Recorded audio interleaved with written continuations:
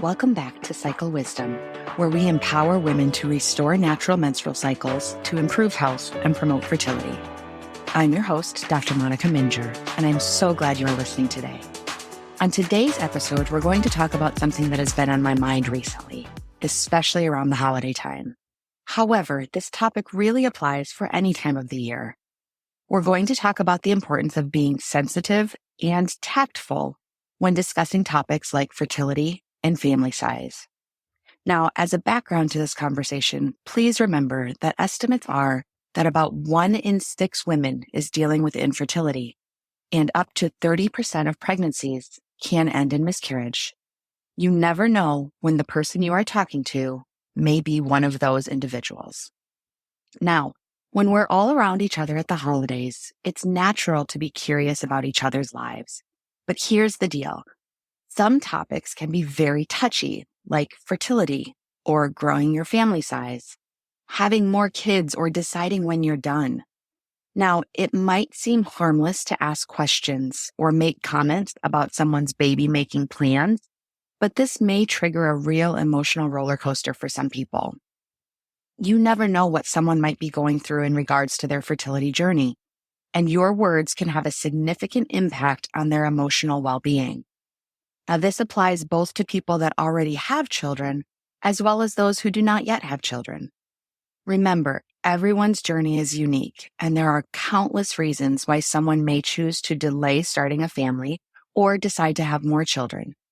It's crucial to respect these choices, even if they don't align with your own personal viewpoints. Working towards providing a safe space where someone feels comfortable sharing with you if and when they're ready should always be the focus. Being mindful of your words and actions in a way that prioritizes empathy when talking about these sensitive topics is crucial. Our love and support for each other should always come first. And by doing that, we'll create stronger and more understanding relationships. So rather than any one individual story of a past client today, I'd like to share some examples of many different comments that I have heard from clients of mine over the years. These comments are a collection of many different women and couples that shared with me how hurtful these statements had been along their journey. Some of these people had been struggling with infertility, secondary infertility, or recurrent miscarriages. Some of them were not sure if they were going to have more children, and some of them had large families and still wanted to grow them more.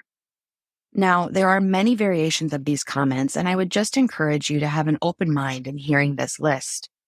Please realize that while some of these statements may seem harmless and like you're just trying to be curious about someone else's life, they may trigger a wave of emotions in someone and stop the conversation in its tracks. So the first question is the general theme of, so when are you going to have kids? Or are you done having kids yet? You may not know that they have been trying to get pregnant and have been unable to do so. Perhaps they just had a miscarriage or are dealing with some emotional health concerns. Or maybe they just haven't decided yet if having kids or having more kids is the next right step. At any rate, forcing someone into this conversation can often require them to create an uncomfortable response, or perhaps even create resentment for the person asking the question in the first place. One of my other least favorite questions is any variation of, you know how baby making works, right?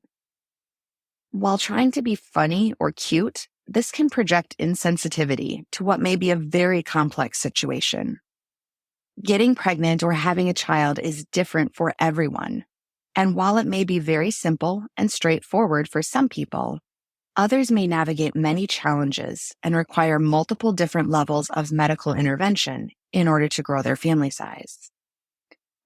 Other comments that clients have heard are in regards to their age and include anything from, you're not getting any younger, you know, or when I was your age, I already had 3 kids.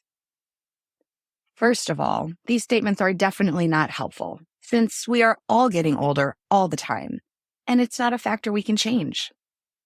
Additionally, people that are dealing with infertility have a very keen awareness of their age and how that affects their reproductive health, as well as their chances for a healthy baby and a healthy pregnancy.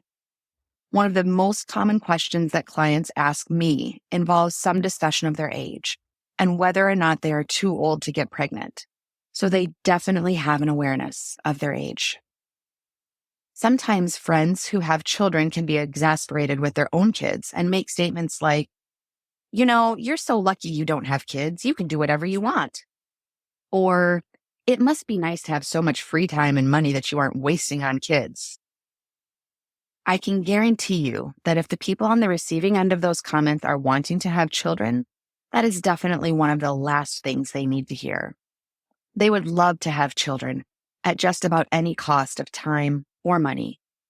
They don't necessarily need to be able to do whatever they want whenever they want, and they would not see a pregnancy as a burden of their free time.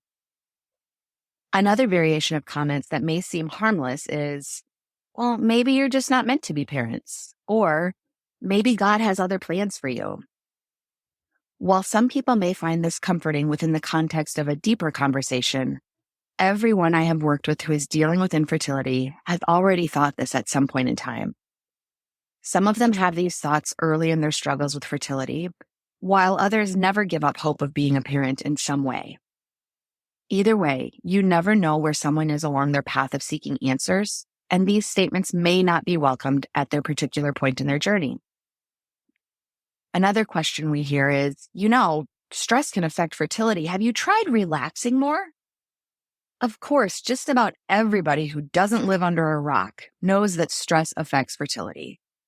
For anybody out there who has tried to decrease their stress levels, there is not a magic switch that you can just click off to eliminate your stress. We all know that. We all deal with physical and emotional stress in different ways, and I can guarantee you that family members or friends asking these kinds of questions does not lower someone's stress level.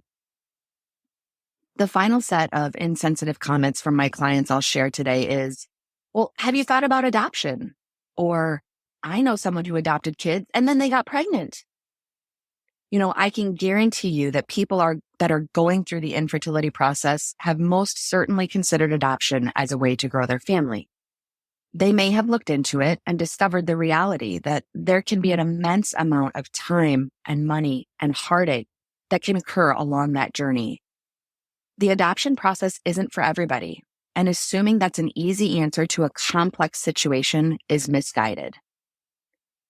Now, most of these comments stem from a lack of awareness about the complexities of fertility journeys, as well as different life choices.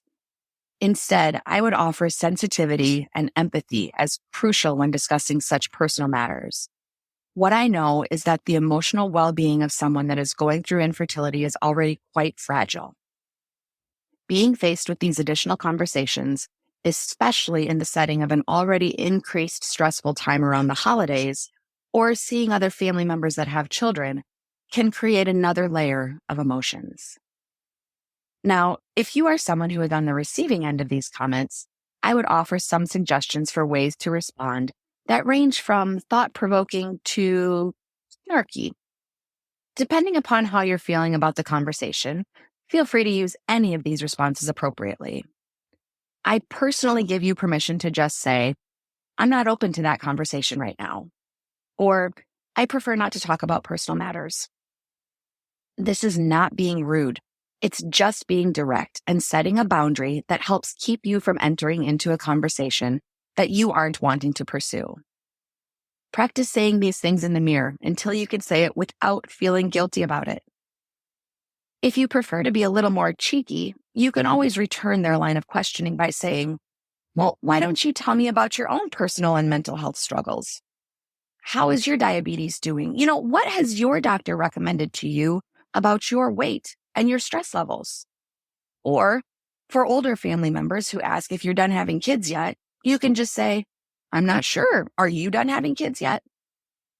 Sometimes by helping others to see how ridiculous their comments or questions are by turning those questions back onto them, you can speak up for yourself and gently teach them about what is actually appropriate conversation.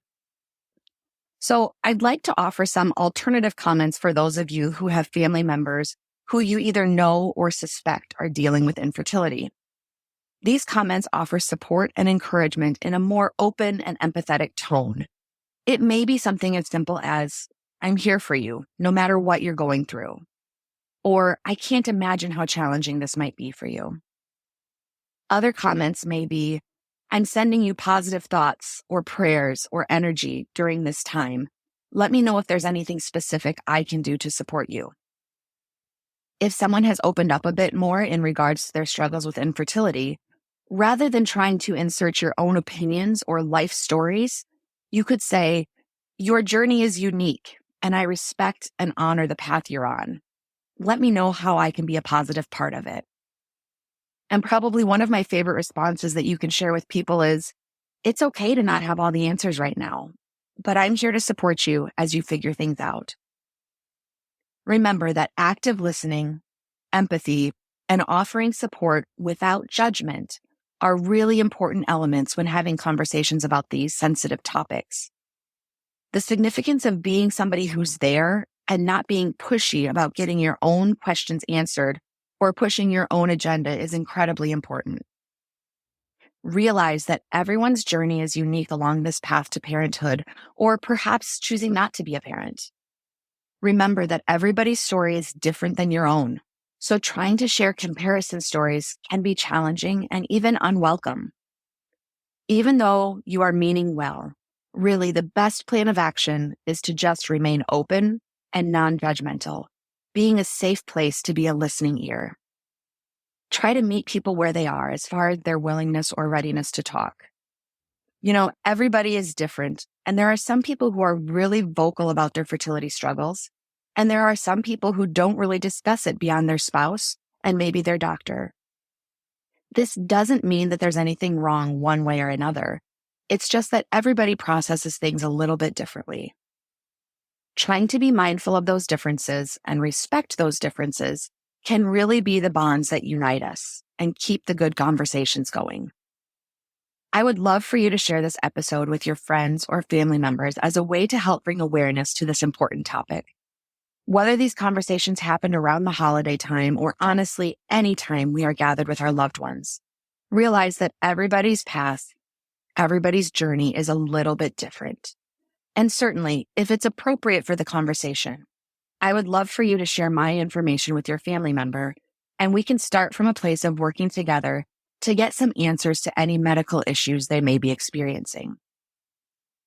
If you're ready to work with our elite team of healthcare professionals, go to our website, radiantclinic.com, to schedule a free discovery call with me and learn more about our package-based pricing for healthcare.